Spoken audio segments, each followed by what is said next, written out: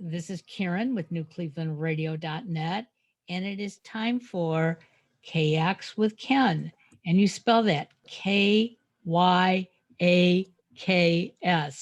Uh, Yay! yeah, my OCD has really kicked in, as Ken knows. Um, and I'm sort of glad that we're doing a somewhat of a continuation of our last show where we were talking about anxiety because uh, even when I don't think I'm anxious, um, oh, he just blocked off his screen. Didn't want me to see him. Uh, No, I put the piece of paper in the wrong way. okay. So, as I was saying, even when I don't think I'm anxious. Um, at the end of the day, I oftentimes will take time just to reflect on what I've done and what I've accomplished. And I'm realizing more and more that I am moving way too fast and making mistakes. And that's part of my anxiety issue. So, uh, Well, I mean, it's normal to some degree. People have days where they're hyper and they full of energy and activity and stuff like that. And then there's the ones that when you want to slow down, you just can't. That starts to when you get in trouble, because that's when you're in the car and you're all over the place. Whoops, was that a red light? Was that a baby stroller? I just went, I mean, you know, so you can, did I turn off the flame or, so, yep, I get so it. you can get into trouble with that kind of stuff. And, the old fashioned, the Eastern philosophy is, it's what's inside that matters, not what's outside. It's not what you're doing, it's how you're feeling and how you're thinking. And, if we take time just to stop. I saw a terrific movie on this, Karen, last night. A movie called um, The Sound of Metal. Sound of Metal. It's just coming out now. It's kind of in the theaters. Okay. Story of a drummer, rock and roll uh, metal band drummer, 20 something years old, full of tattoos. And he starts to go deaf from all the loud noise. And all of a sudden, his world changes because he can't hear. And he actually goes deaf, and he has to go to a house where he lives, where he has to learn sign language, and he has to deal with the world of being deaf. Sure. Uh, and the psychological phenomenon is the people there don't see it as a handicap. It's a way of life. And you don't yearn to hear again. And they keep telling him what he has to find is silence. He has to be able to go into a room and sit down and just be, not want to be anywhere else, not feel anything else. And it's this whole in the moment kind of calmness that overcomes him. And he's too hyper and he's throwing things around. He's mad, he's angry, he goes and he sells his van, he sells all his musical equipment, he sells everything, and has a $40,000 operation where they drill a hole in his head and they put in these cochlear tubes, and then he's got things sticking out of him with wires, and it's false hearing, but you can hear. You can hear a voice clearly if you're alone with one voice. But if you go outside and you get into traffic and you hear horns and bells and whistles, it's painful and it's all distorted and the whole world is distorted. And here he is now outside. He finally got his hearing back.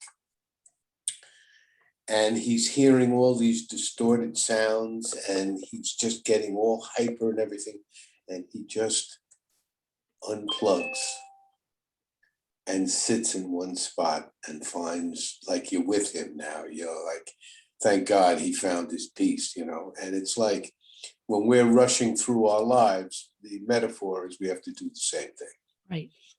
You have to stop and just see what's going on inside and just breathe, relax, and feel your tension. Even if you got tension, it'll lead you somewhere. But that was the whole gist of anxiety and running around and stuff like that. After the podcast, I get a call from an old patient of mine. I'd seen him 100 years ago, and we quit doing that stuff and became friends. He's a guy almost my age, and he says, "Ken, you son of a bitch," he says, "I just saw your podcast." He says, "God damn it, it took you 50 years to tell me what's wrong with me." Oh my gosh. Because he heard what I said. He said, "That's me to a T. That's my God. That's what I do. I do that all the time. You know, I can't. My anxiety is making me do this. It's making me do that."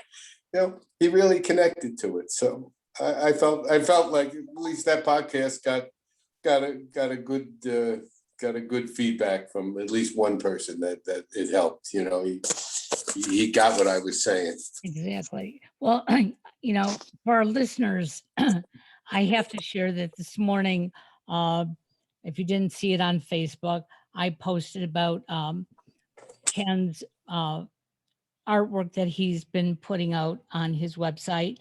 And I spelled the name of his website wrong, which of course I should know since I helped maintain that website. But I was so excited about wanting to share it. And that's what's been going on with me. And when Ken noticed, my mistake, he very nicely reminded me and was like, and I looked at it and was like, oh yeah, I spelled that wrong. I'll fix it. But I felt like I had to do it right that moment.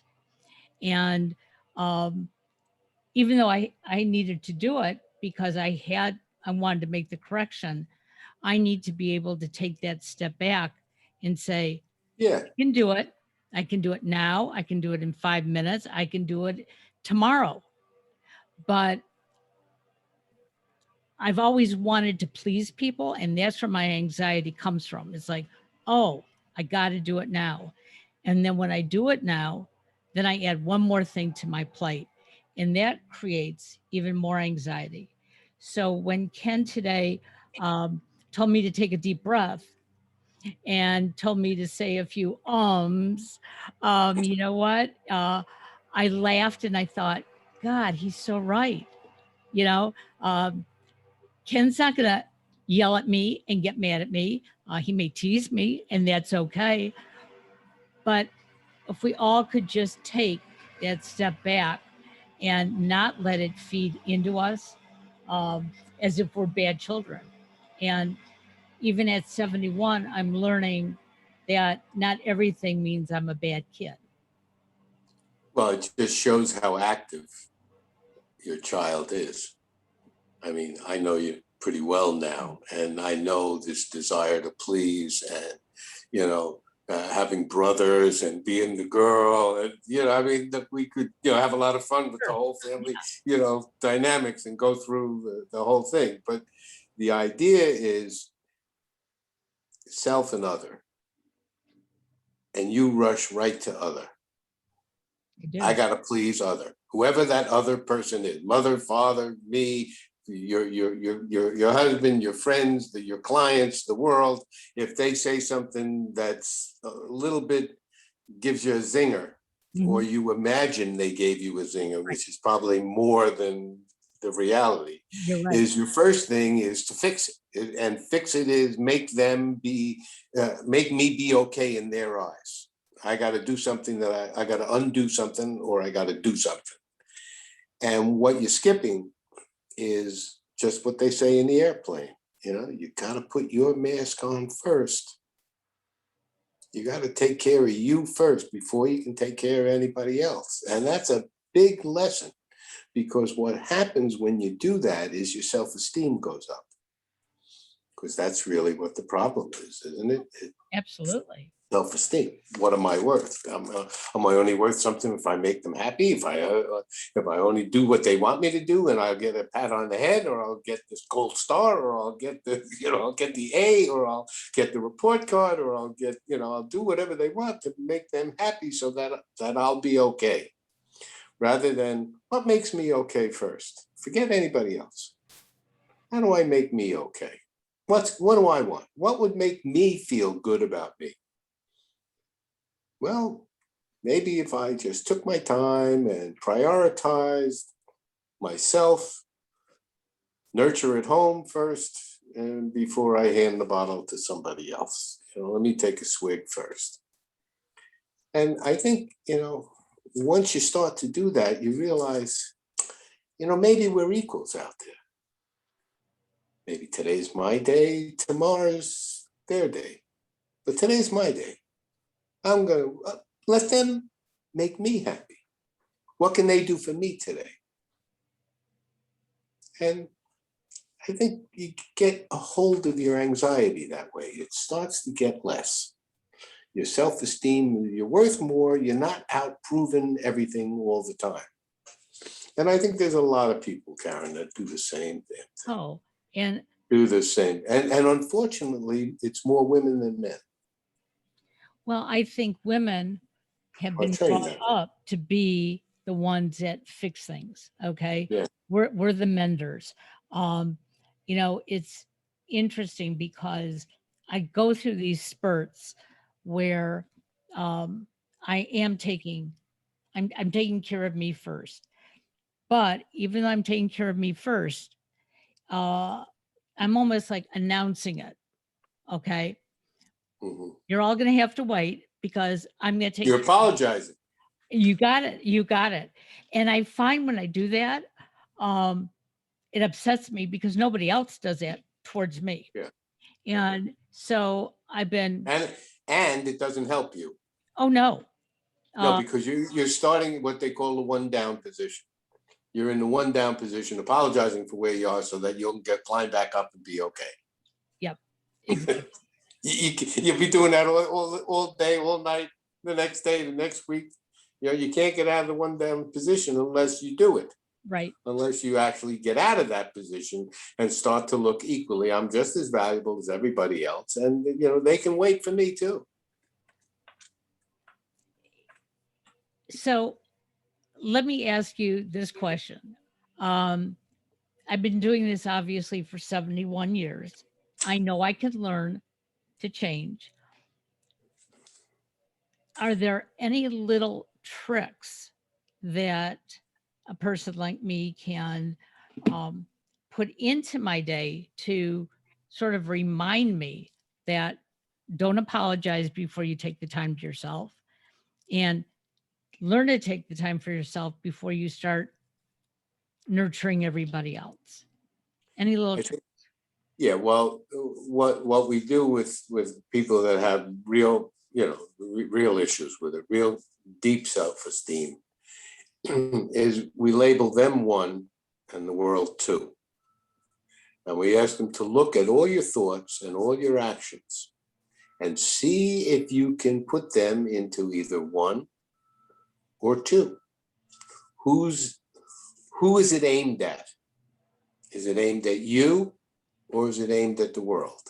Like, I have to do this. Well, who is that? Is that something you want to do? Is it on your list that you made for you, and that's what your day is like? Then, nobody else is involved in that. You can go down your whole list. You can pick which one you want to do first, et cetera, et cetera. But then if somebody gives you a phone call and says, whoops, do you then stop what you're doing and do what they want? And that would be a two. So then you would label after you watch yourself for a day, see how many ones you came up with and see how many twos you came up with, and know your goal is at least not to eliminate two, but to include one. That's what you're not doing. That's how you're getting into trouble. It's not that you're good intentions and that you're a good person and everybody can rationalize the givers, givers give until they're martyrs. And then when they're martyrs, they're angry sons of bitches. And they're not happy people. You talk to selfless people, they're not happy. They're just ritualized in what they're doing. They're forever lost in the world of self-sacrifice and lack of identity. Absolutely. People get very uncomfortable with having to put their needs first. When we do sexual therapy with people, you look at how impossible it is for them to ask for their needs because they're there to satisfy, and that doesn't come around till the end of the day, and it's wrong. It's a real clear example of, can you put yourself first? Can you say, I want mine first? Take care of me first. Let's try it that way. Well, a lot of people would go, no, I can't do that. That's not right. You know, who eats first at the table? Who gets served first at the table? Well, those are all messages along the same line. Absolutely. Of the hierarchy of self-importance.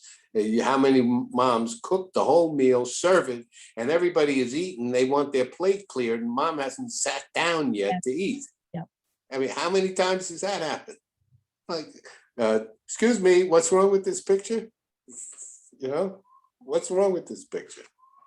Well, hopefully our world is changing. I see it with the millennials. You know, they are more about taking care of themselves first. Right. Right. And you're getting stronger women now. Right. Younger generation, no bullshit. They're, you know, they want their equal pay, they want their equal rights, they want their equal time, they want to share in a non-gender way, which is, you know, hey, finally, you know, I'm glad we're here. And I think I'm slowly learning from them. And I admit it's slow. Yeah. Because, you know, let's just go back to the preparation of the meal. It's not that my husband couldn't cook a meal, but he never really has tried to cook a meal. So in his mind, he can't cook a meal. And so there are. Because that's very convenient. He probably can't iron and can't do a lot of things. No, he can't. Or can't sew and can't do a lot of stuff that he could do. Oh, actually, those things he can do. Good. Okay. Yeah, well, learned helplessness is what I'm talking about. Right. But there are some nights that I just get angry because I'm making dinner one more time. Okay. And we've had some very good discussions about it. It's like, before you get angry, okay, if you don't want to make dinner, all you have to do is say you don't want to make dinner. Now, that doesn't mean or you could say, hey, why don't you make dinner? Well, and you know what? I've learned to do that as well. And maybe it only your turn. Maybe he only nukes something for us, but you know what? He's done it. And or you can teach him how to cook, or cook with him. Show him what you're doing. Well, I could. You know, show one, teach one, watch one, you know. Interestingly enough, my son and I cook together. But he loves to cook. For my husband, food is just something that you're supposed to eat. Okay. Okay. So let it make itself and show up on his plate. I can try that. That would be good. But I get the point that I'm getting at is I'm learning through him recently. Mm-hmm. Don't get angry if you don't want to do it. If you want to do it. I think it's wrong to get mad at somebody else for your problem. Exactly. But like anything else, you know, fix your problem before you yell at somebody else about the result of your problem. Your problem is you can't say no, and so you get mad at him because you're doing everything. Absolutely. That's not his problem. That's your problem. Right. And I am learning more and more to say, you know, would you clean the table and the dishes tonight? And he's never said no, but in the back of my mind, I feel like, wow, I have to ask. Well, yeah, I have to ask because he's used to me just doing it. Absolutely. So, well, look who you were raised by. You know, look at that generation of women. Look at the roles of the traditional woman from the 30s on up in American family houses. that was their job. That's what they were. They were the cooker, cleaner, nurturers. Some were lucky enough to get an education, get outside and get a job, other than just a menial job, get a career. Then those homes were different. But if you didn't have a career mom who was out being a lawyer or a doctor or a physicist, and you had a mom who was shopping and cooking and cleaning, you got trained. And it's all this training that you're up against now. You look, it's so embedded. The little duck follows the mommy and does what the mommy does, and it's told that's how you get fed. Because if you go the way she goes, she's going to feed you. You go the other way, you're on your own. Whoops, better go follow her way, because I can't do it. And that's a whole generation of women were taught they weren't as powerful, or they weren't as equal as they should have been. And the roles were stratified and rigid, and that you had to conform. Today's young women say, oh yeah, who wrote that book? Exactly. I got a book written by women I'm reading. I'm not reading books written by men anymore. And good for them. I love Ruth Bader Ginsburg. When she was on the Supreme Court, and they asked her, how many women do you think should be on the Supreme Court? And she said 9. They said, 9? He said, yeah, it worked for you guys for a long time. Well, and it's the same thing when we are have somebody who wants to run for office today. Mhm. It always, in the past, it was, you were always going to pick a man, or most likely going to pick. Mhm. Today, we do see more women involved. Yeah, Um, and, and they're loud. And then rather than just being meek and shuffling, and trying to fit in, they no, we're here to change it. well, And you got to be loud to change. You got to rattle things around. well, and the one thing that I'm seeing in today's society is that we truly can be seen as equals, because we all have different strengths, and that's what's important when we come together.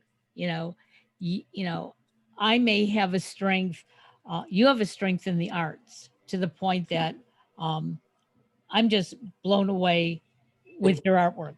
um, and I have to tell you, Thank thanks you. to our friend Barbara Masterson, um, I've decided I'm getting myself a sketch pad and some, Yeah, girl. because when I was younger, I used to love to doodle and draw, but I Mhm. was always told that I was no good at it. And so I put it away. And after doing a show with her yesterday, and we were talking about the total difference between your art and her art, and yet how I can see so much in both of them. And I said, as I'm looking at hers, I don't see myself designing like she does, but I like the smoothness in your art. And I said, I want to try it again. And she said, so why don't you? And my first reaction was, well, when am I going to have time? People are Yeah, going to think I'm crazy. They're not going to like what I'm doing. And then she just told me to stop, and she said, but how will it make you feel? And I said, creative. right. And she said, then that's all that matters. Yeah. I had 6 months ago, Karen, I had no idea I could paint. I've never painted, never painted. And I just said, well, I'm always doodling and stuff like that. And I've been practicing drawing doodle faces and stuff. But let me see if I could seriously sit down and take a blank canvas and make something on it. And I was shocked at the first one. I said, look what I drew. I found this on my desk. Somebody must have drawn this. Look at this. And Jill looked at it, she said, that's really good. You got to do more, like, okay, one for one, and I'm on my way. But that's all it takes, and out of it comes this real satisfaction. It's fun now. I got a whole bathroom with 15 of them on the wall. I'm gonna need a bigger room, you know. We're going to turn that bathroom into a gallery. So that's wonderful. Yeah, yeah. But you're right. Depending on the generation that you grew up in, um, it has put certain stoppers along the way for many of us. Uh, and it takes encouragement to move those stoppers away, jump over them, and try the things that we would like to do. You know, it's interesting to do the comparative between you and me. It was raised my I'm a little bit older, so my mother is just maybe 10 years from yours, but same kind of. Sure. So, you know, I was raised as, you know, the savior, the boy who came 10 years after my sister. And, you know, so she was all happy that, you know, she finally had the son she wanted. And so beat me to death because, but I was raised, you know, kind of very male, you know, and I had all male privileges and I, you know, was kind of a dominant kid when I was young. And yet there was this internal softness in me, a sensitivity, a nurturing. I'd bring home birdies with broken wings. I'd find a stray cat. I'd pet every dog I saw. I was always thinking about the underdog. And my mother, I was 7 years old, called me underdog because that's who I kept seeing as, you know, any surprise, I wound up being a therapist and helping people and taking care and nurturing and doing all that stuff. And it was fighting this macho role that I had adopted. And it wasn't me.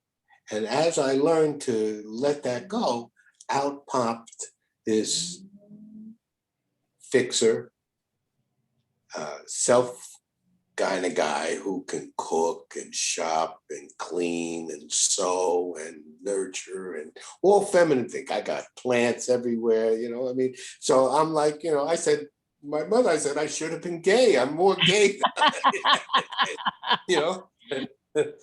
I want to decorate, you know, you know, and I have an artistic flair for decorating and so, and I laugh at myself. So I said, all right, I know I go both ways. You know, nothing sexual, but I'm as gay as anybody out there. You know, I mean, I really understand and I fit in very well and love when I lived in the village, loved being gay because the gay world was appealing to me. These guys weren't, you know, mashing teeth and downing beers and smacking one another. You know, they were talking about art and they were talking about theater and they were talking about literature and books and stuff, and they were sensitive to the needs when they cared for one another. I really like this world. It's much balanced. It's much more balanced, you know. And so I just let that part of me grow. And now I wind up I should be wearing a skirt, you know? Teaching cooking, you know. Cook with Ken and decorate, you know, like give me a break. But wouldn't it be a much nicer world if we did allow ourselves to not be pigeonholed? Yeah. You know, I found a couple of years ago we semi redid our kitchen and dining area, and that we used to have like an archway, and now it's squared off, and we put up a border, and the border needed to be stained, and my husband said, you know, I don't know when I'm going to get around to it. And I said, well, why don't I do it? And he said, have you ever stained anything before? I said, no, but you know, you get the color stain you want, you put it on a rag and you rub it, And you let it until dry. you get the right color. Right. And he said, are you sure you want to do it? It's a big job. And I said, yes. So I rebooked my shows for 1 week. I put them all at the end of the day because knew that I had the most energy in the morning. And so I planned every morning to do the staining. And when it would be right, it would be right. I did not put a timeline on it. And everybody who has known me for years laughed that I was doing it because it's like, well, why didn't you just let your husband do it? Well, why? I figured out how to do it and I did it. Um, How'd it come out? I love it. Everybody loves it. Okay. Good. Um, when something, we have older cupboards that you constantly have to tighten the screws in them. There once was a time I would have waited for my husband to do it. Well, you know what? I know how to use a screwdriver. So I do it. And I look around the house and the things that I know that I can do, that I can feel satisfied at the end of the day, that I've accomplished. Mhm. I'm doing them. Whereas I still have friends in my age group who say, why would you do that? Why would you get up on a step stool and, you know, you know, tighten the curtain rods? Well, why not? If I don't do it and I wait for my husband to do it, who really doesn't see what needs to be done, I said, they're going to fall off the wall. Right. So there's no such thing, as far as I'm concerned, as something only men can do or only women can do. And I worked the opposite way. For years, my task, as I saw it, was to make men not dependent on women Okay. because that assigned a role to the women that the men assumed they would do. And then they could say helplessness was their defense. And I said, how long do you think it would take you to sew? I mean, how difficult is sewing? I mean, can you thread a needle, tie a knot? Can you pull it out, put it in, pull it out? You can sew. So why can't you sew? And is it so hard to load something in a washer and push a button and take it out and put it in the dryer and push a button and learn to fold it and put water in an iron and stick it in heat and go this way like that until the creases are gone? I mean, how hard is that? You know, can't you braise some meat? Can't you saute a vegetable? Can't you bake a potato? You toss a salad. I mean, what's hard about these things? Can't you read? The recipe tells you exactly what to do. Do what it says. See what happens. So I said, every one of these things where you guys come in, oh, I don't know how to take care of a plant. Oh, they are really difficult plants. They need water. Oh, can you fill a little thing and pour it? Every once in a while, put in some feed. And when it looks a little sad, take it out of the pot, see what the roots are doing, put a little more dirt around it, put it back in the pot. I mean, how hard are these things?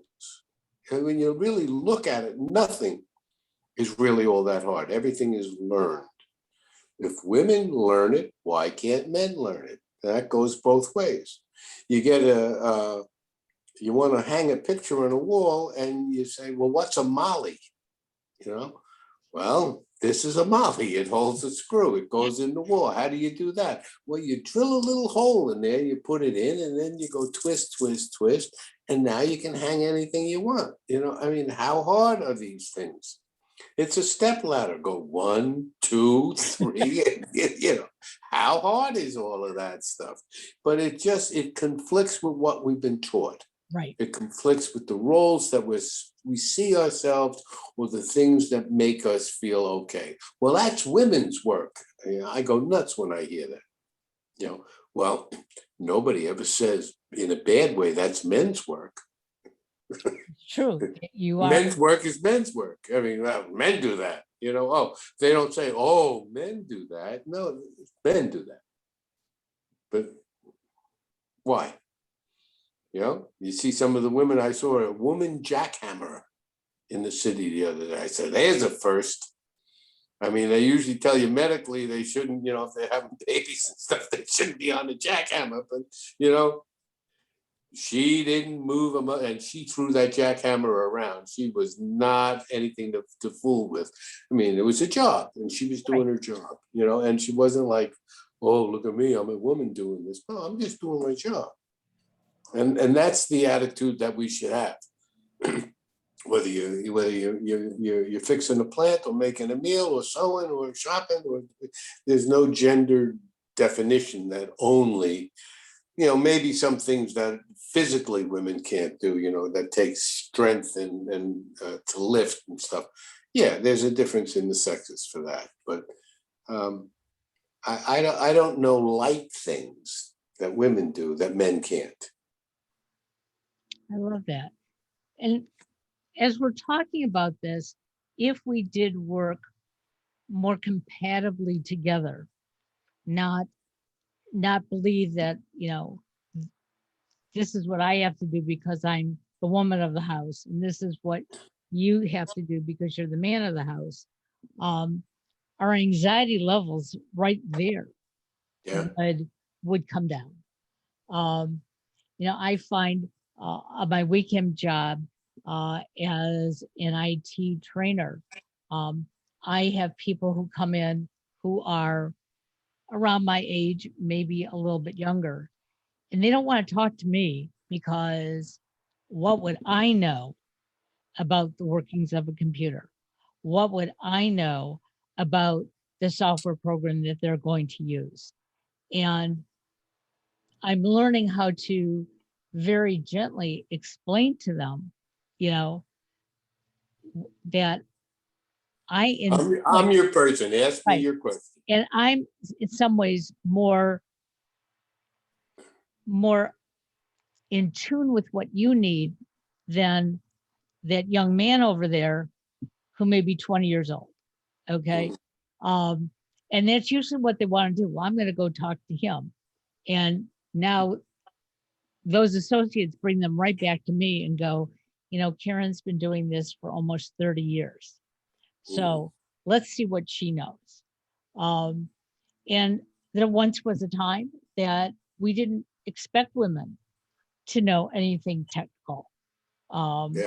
and some of us are very surprised to have learned how many women were involved with the first space launch. Yeah.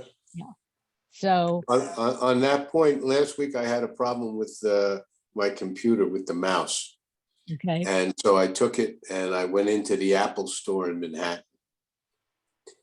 And there was 60% women helpers to men. And I noted the difference from when they first opened, you know. I said, wow, look at it. And they were Black women, Asian. I said, Apple is really, they're on the ball here because they have diversity, they have women, and the women supervisor was in charge of the thing because there was change of shift time. And here's the woman supervisor saying, you're at station 1, you're at 2, and everybody, yes, ma'am, off they went. And the Black girl who I went to with the mouse handled it in 30 seconds. Thank you very much, dear. I mean, like, hey, some places are getting it right, Well, and it's about time because Yeah. we all have abilities to learn and we just have to be willing to teach and train. Yeah. So overall, as we talk about anxiety, um, what is your key phrase for people who keep coming to you and telling you, "Hey, Ken, I I'm anxious all the time. Hey, Ken, uh, I need to take medicine." And a lot of time, medicine can make us even more anxious. Well, I mean, I go to the source. It's somewhere in your self-esteem circle, you got a leak. You got to fix your leak. It's your self-esteem that's making you do all these kind of things. Somewhere there's doubt about your self-worth. And you have to do your inventory in terms of your self-worth. And there are many books on inventory of self-worth, on ego growth and development. You can look even at child development books, how to raise a child. It'll show you the stages of ego development and what is necessary: reinforcement, nurturing, praise, experimentation. Give the child latitude, they'll find it on their own, support their process, let them learn and grow, they'll find their own way. You don't have to teach them all the time. You just have to show them, you do it, let them watch you do it, those kind of things. So I think what it is, you're really talking about an ego repair. Your tire's running a little flat. You need to put more air in it. You have to give it more juice.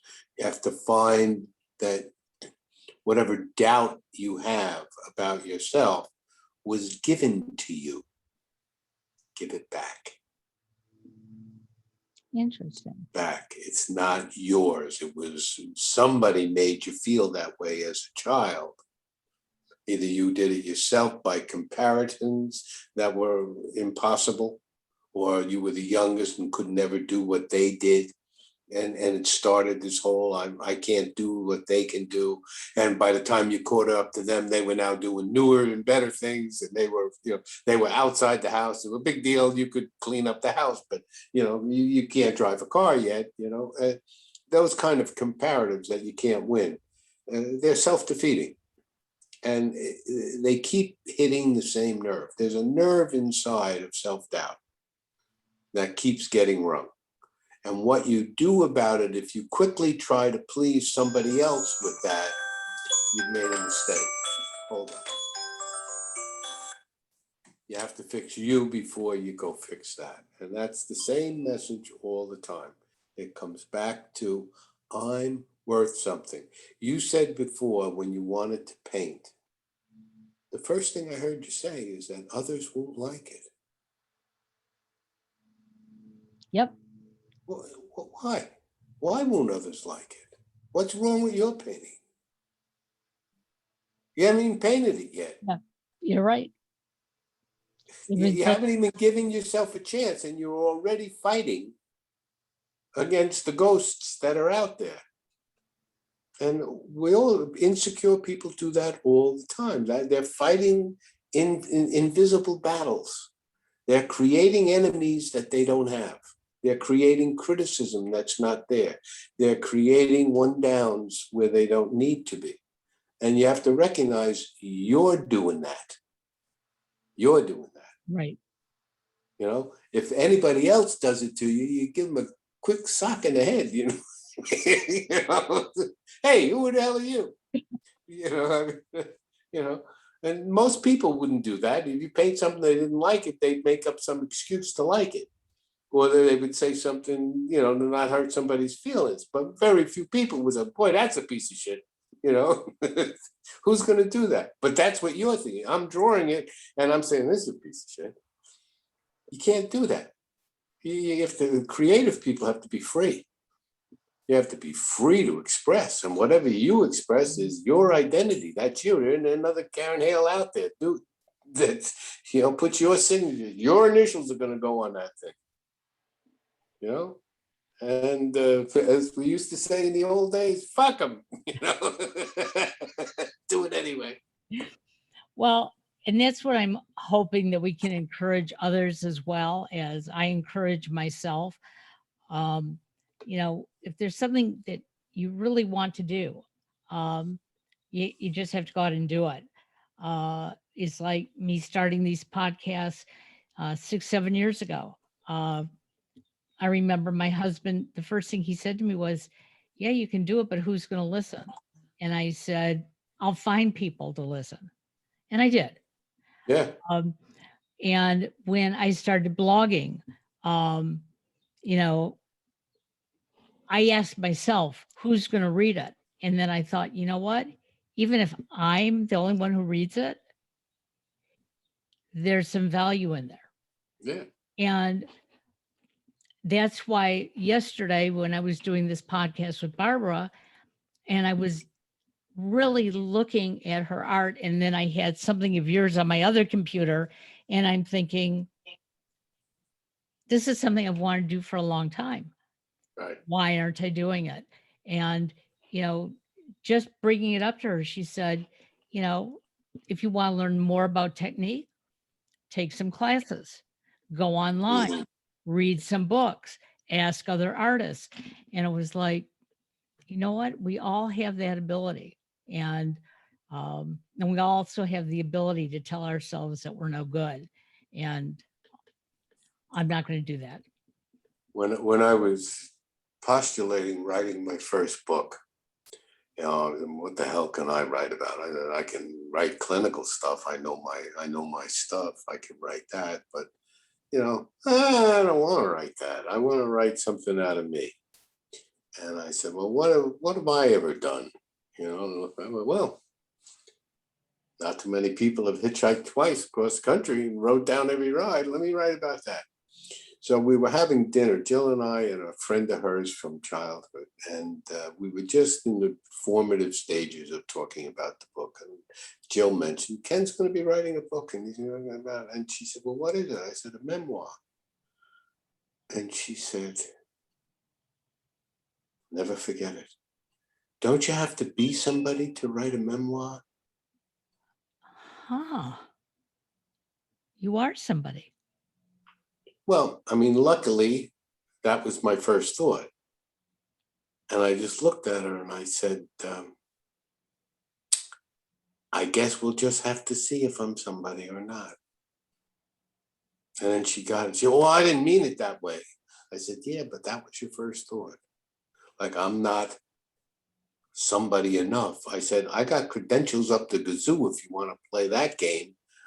That's not who's writing this book. This is just a person. It's my story. And that's what I wrote. And then I had juice because every time I would get a pause and I would think about it and I'd say, no, keep going. Well, she actually read the book when it came out and she said, what a magnificent book. That's a great story. And she never connected that she had made that first comment to me, but I was waiting for her to say, I really should have said that. But she didn't have to. Right. She didn't have to, because the important of what I'm telling you is that didn't stop me. It encouraged me. So those voices that you hear that are saying your shit's no good, tell them they're wrong. Okay. Show them they're. I have already gone on Amazon and selected my pad and the charcoal. And for some reason, I want to start with charcoal. I have no idea why, but that's my vision, and I'm going to stick to it. And I want to show you how I started. okay, show me.